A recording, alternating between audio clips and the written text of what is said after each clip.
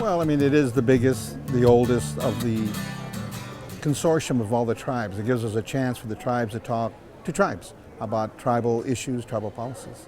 So it's important that we have this kind of forum on a national level. But those are the big visions. People need to be aware that an organization like that exists.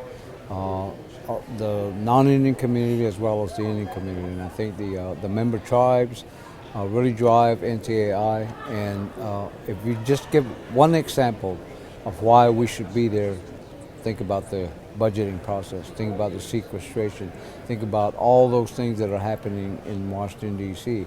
If we weren't there, then who was going to monitor all that stuff? And so I think it's important that we're based out of Washington, D.C., and we've got a place that we call our own.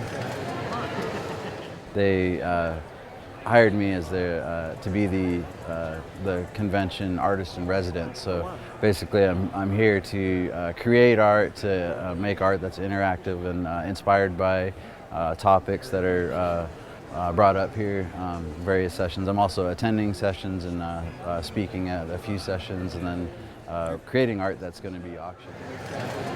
I'm coming to NCAI to take part in the fashion show, the tribal fashion show, where they're going to be showing traditional and also contemporary Native designers. That's my Caddo name, Manha Ahut. Does that translate? It means good heart in Caddo, and I was named for my great-grandfather. His name was Buffalo Heart, because he was a really courageous person, and he also tried to preserve language.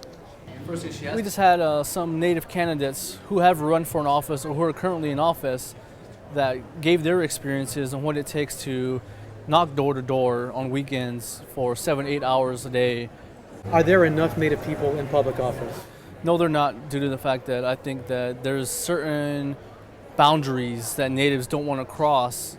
For example, if they get off the reservation, they think, well, I don't speak English very well, or I don't have the educational background. It hinders a lot of people from running.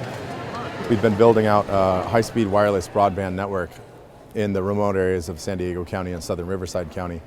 And that's actually opened the door for these resource programs, libraries, schools, and Head Starts to have access to broadband and have our kids and our people have access to the resource that everybody in town would have.